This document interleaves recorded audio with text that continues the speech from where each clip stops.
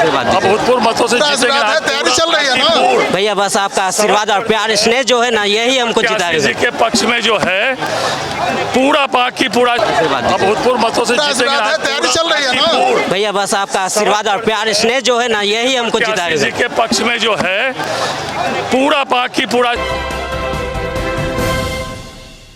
नमस्कार, आप देख रहे हैं सिटी पोस्ट लाइव। मैं हूं सृष्टि राज। अभी थोड़ी देर पहले खबर आई थी कि जनशक्ति जनता दल की उम्मीदवार बीना मानवी जो है वे गिरफ्तार हो चुकी है। अब विस्तार से पूरी जानकारी लेकर हमारे साथ मौजूद हैं chief editor Shrikant Pratyush sir. Sir, ये 420 का मामला ऐसा सुनने में आ रहा है कि उन पर लगा है, क्या है पूरा? मैं अभी तो वहीं से लौट कर आ रहा हूँ। आज का दिन बेहद खास था। आज तो बांकीपुर विधानसभा उपचुनाव के नामांकन का आखिरी दिन था और बीना मानवी तो पहले भी पर्चा दाखिल कर चुकी थी, कुछ कमी बेसी रह गई होगी तो आज दोबारा गई थी। तो आज तो सभी पार्टियों के उम्मीदवारों ने अपना पर्चा दाखिल कर दिया। प्रशांत किशोर भी धूमधाम के साथ पहुंचे। बीजेपी ने पूरी ताकत का प्रदर्शन किया। सीएम समेत तमाम एनडीए के दिग्गज नेता मौजूद थे और लेकिन सबसे बड़ा आकर्षण का केंद्र बीना मानवी बन गई थी, क्योंकि जैसे ही बीना मानवी नामांकन पर्चा दाखिल करके बाहर निकली, पुलिस ने उनको अपने घेरे में ले लिया। पता चला कि एक पुराने केस में न्यायालय से उनके खिलाफ वारंट है, गिरफ्तारी का नॉन अवेलेबल वारंट है।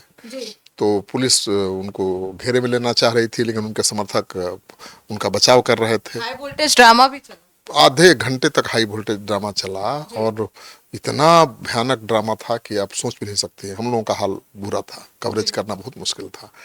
ये तो पता ही है आपको कि सैकड़ों यूट्यूबर्स वहाँ पहुंचे हुए थे, मीडिया के लोग थे और बीना मानवी को उनके समर्थक बचाने की कोशिश कर रहे थे पुलिस से।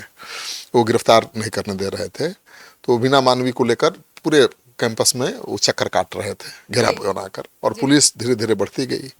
पुलिस ने देखा कि अब सुरक्षा से गिरफ्तारी नहीं दे रही है तो पुलिस की संख्या बढ़ गई और इस बीच जो 15-20 मिनट अफरा तफरी का माहौल रहा, बीना मानवी भागती रही, पुलिस खदेड़ती रही और मीडिया वाले पीछा करते रहे।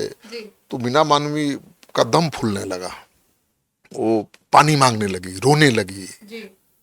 तस्वीरों में साफ देखने को भी मिल रहा था सर। ऐसा लग रहा था कि आपके तरफ से किसी सवाल के कारण वो रोने लगी। हाँ, सवाल का जवाब देने की स्थिति में वो थी ही नहीं। जैसे ही गिरफ्तारी होगी खबर मिली तो टूट गई और एकदम भोकार पार कर रोने लगी, एकदम बच्ची की तरह रोने लगी, भावुक हो गई। और उसके जो समर्थक थे कह रहे थे साजिश है, बीजेपी डर गई है और चुनाव लड़ने से रोकने के लिए उनको गिरफ्तार किया जा रहा है। तो पुलिस से कम, पहले तो पुलिस से डरी हुई थी बीना मानवी, लेकिन बाद में पत्रकारों ने इतना आतंक मचाया, तांडव किया वहाँ, बीना मानवी की घेराबंदी की। अब वो महिला बोलने की स्थिति में नहीं है। माइक लगा कर पत्रकार उनको परेशान कर रहे थे। इतना ट्रायल किया कि अब उससे लगा कि भाई गिरफ्तार हो जाना ज्यादा अच्छा है, पुलिस की गाड़ी में चढ़ जाना ज्यादा अच्छा है। न तो मीडिया वाले तो जाने दे नहीं रहे थे उसको, उसके समर्थक कोशिश कर रहे थे कि यहाँ से निकाल लें, पुलिस से बचा लें, लेकिन मीडिया वाले ही इतने थे ज्यादा कि पुलिस तो बाद में पकड़ेगी, मीडिया वालों के घेरे से निकलना मुश्किल हो रहा था। दम फूल रहा था, पानी मांग रही थी, पानी पी और आखिरकार उन्होंने तय किया खुद गाड़ी में चढ़ जाने का। तो खुद पुलिस वैन में चढ़ गई जान बचाने के लिए, नहीं तो मीडिया वाले ही आज उसको मार देते। तो ये जो माहौल है बड़ा खतरनाक माहौल है भाई। अब कोई भी नेता के लिए बड़ा मुश्किल है मीडिया के साथ बातचीत करना, क्योंकि कब नाक मुंह तोड़ देगा मीडिया वाला अपने माइक से नेता जी का कोई नहीं जानता है। सारे लोग चेहरा के नीचे माइक तो लगाने का क्या तरीका है, आपने कहाँ लगाया, यहाँ लगाया ना, वो माइक एकदम यहाँ लगाते हैं सब, सर पर मार देंगे, नाक पर मार देंगे, मुंह में मार देंगे। और बीना मानवी की स्थिति देखने लायक थी, आप तस्वीर देख ही रही हैं।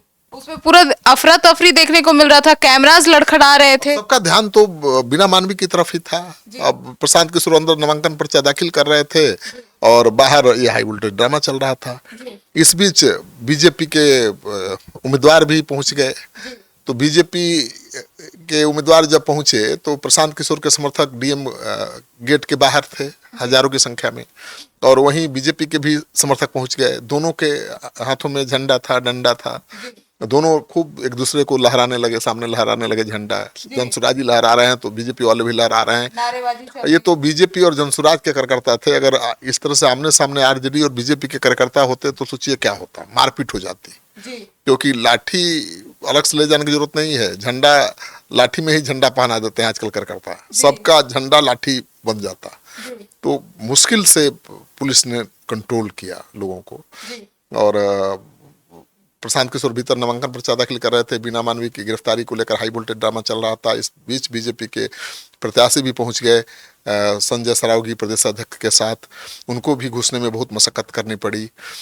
फिर किसी तरह से घुसे, प्रत्याशी को उन्होंने एकदम अपने बाहों में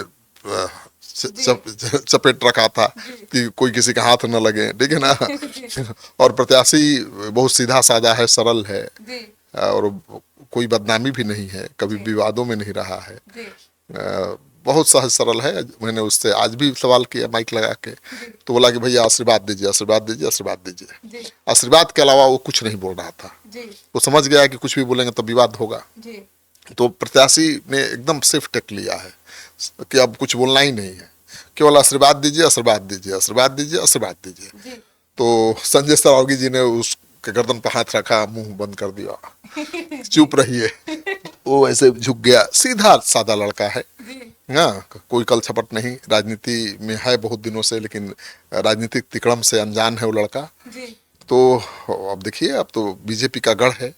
प्रशांत किशोर माहौल बनाने की कोशिश तो कर रहे हैं और एक अलग नैरेटिव सेट करना चाहते हैं कि ये लड़ाई केवल एक सीट की नहीं है, एक विधानसभा चुनाव की नहीं है, बिहार की राजनीति में बदलाव की लड़ाई है। लेकिन इस नैरेटिव को सेट करना बहुत आसान नहीं है बीजेपी के गढ़ में। और इस बीच बीना मानवी की गिरफ्तारी हो गई है, तो और लड़ाई दिलचस्प हो गई है। सर, तो ऐसे में आज ये भी तस्वीरें और खबरें अब सामने आ रही है कि आज प्रशांत किशोर और सम्राट चौधरी आमने सामने थे। हाँ बिल्कुल, सम्राट चौधरी और प्रशांत किशोर भी आमने सामने हो गए, क्योंकि प्रशांत किशोर जब नामांकन पर्चा दाखिल कर रहे थे और उसी समय बीजेपी के प्रत्याशी भी पहुंच गए। बीजेपी के तमाम नेता, बीजेपी के सहयोगी दलों के तमाम बड़े नेता थे और सम्राट चौधरी जी भी पहुंच गए, तो आमने सामने हो गए। एसडीएम के दफ्तर में सब लोग थे। तो क्या बात हुई अंदर दोनों में, दुआ सलाम हुआ कि नहीं मुझे नहीं पता है। कोई तस्वीर तो बाहर आई नहीं है, आ ही जाएगी थोड़ी देर में, तो भी दिखा दीजिएगा। तो ये बहुत खास दिन था, खास मौका था जब सम्राट चौधरी आमने सामने हुए, जब बीजेपी और जनसुराज के कार्यकर्ता आमने सामने हुए, जब बीना मानवी की गिरफ्तारी को लेकर हाई वोल्टेज ड्रामा चला, ट्रांजिस्टर भी पहुंचे अपना नॉमिनेशन करने। तो आज का दिन बेहद खास था पटना संग्रहालय के लिए और सब ने अपना पर्चा दाखिल कर दिया है। अब देखना ये दिलचस्प होगा कि भाई लड़ाई त्रिकोणात्मक होती है या आमने सामने की लड़ाई होती है, क्योंकि बीजेपी के खिलाफ कांग्रेस या आरजेडी हमेशा चुनाव लड़ते रहे हैं, लेकिन कभी जीत नहीं मिली कांग्रेस पार्टी को, 30 साल से तो नहीं मिली है। तो बीजेपी का गढ़ है, नितिन नवीन की सीट है, नितिन नवीन का घर घर कनेक्शन है और वो खुद इस सीट को प्रतिष्ठा की सीट ये बीजेपी की प्रतिष्ठा की सीट बन गई है भाई। प्रशांत किशोर अगर जीत गए तो मिरेकल होगा, जादू होगा, चमत्कार होगा, क्योंकि बीजेपी की सबसे मजबूत सीट है। लेकिन माहौल जिस तरह से प्रशांत किशोर बना रहे हैं तो बीजेपी भी इसको गंभीरता से ले रही है, हल्के में नहीं ले रही है। पहले तो उम्मीदवार बदला बीजेपी ने और उम्मीदवार बदलने के बाद अब बीजेपी ने ताकत दिखाने के लिए एनडीए के तमाम घटक दलों के बड़े नेताओं को बुलाया नामांकन पर्चा दाखिल करने। खुद सीएम पहुंच गए। पहली बार जब नामांकन पर्चा दाखिल हुआ तो बीजेपी के गिने चुने नेता थे, प्रदेश अध्यक्ष थे और 2-4 नेता थे, रविशंकर प्रसाद थे।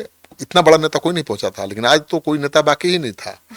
बीजेपी के भी तमाम बड़े नेता थे, जेडीयू के प्रदेश अध्यक्ष खुद थे, एलजेपी से राजू तिवारी थे और दूसरे मांझी की पार्टी से भी लोग थे। चिराग पासवान मांझी को छोड़कर तमाम सहयोगी दलों के नेता थे। तो बीजेपी ने अपनी ताकत दिखाने की कोशिश की। सम्राट चौधरी खुद पहुंच गए, ये तो उम्मीद नहीं की जा रही थी, लेकिन आज सभा वहां नहीं हो पाई जहां पहली सभा हुई थी पहले उम्मीदवार की, क्योंकि उसको प्रशांत किशोर ने पहले ही बुक करा रखा था। तो इन लोगों को अब यूथ हॉस्टल में सभा करनी पड़ी। तो आज का दिन बेहद खास है और मुझे लगता है कि अब तो सब प्रत्याशियों ने पर्चा भर दिया है। अब चुनाव प्रचार तेज होगा और 1-2 दिनों में स्क्रूटनी होगा तो पता चलेगा किसका पर्चा खारिज हुआ, किसका स्वीकार हुआ। क्योंकि ये लड़ाई अब केवल एक सीट की नहीं रह गई है, ये बहुत हाई प्रोफाइल चुनाव हो गया है प्रशांत किशोर के मैदान में होने से, और पूरे देश की नज़र इस सीट पर है। और मैं तो लगातार घूम रहा हूँ, रैंडम सर्वे कर रहा हूँ, उस रैंडम सर्वे में भी लड़ाई दिख रही है, आरजेडी कहीं नहीं दिखाई दे रही है। क्योंकि लड़ाई तो आरजेडी और बीजेपी के बीच ही होती रही है, यहाँ कांग्रेस और बीजेपी के बीच ही होती रही है। लेकिन इस बार जो रैंडम सर्वे में कर रहा हूँ उसमें सीधी लड़ाई दिख रही है प्रशांत किशोर और बीजेपी के बीच। तो देखिए क्या होता है। तो सुना आपने, तो अब आज का दिन काफी खास था और बहुत कुछ हो गया। अब आपकी क्या राय है जरूर बताइएगा। अपडेट्स लेकर सबसे पहले आपके पास पहुंचेंगे। धन्यवाद।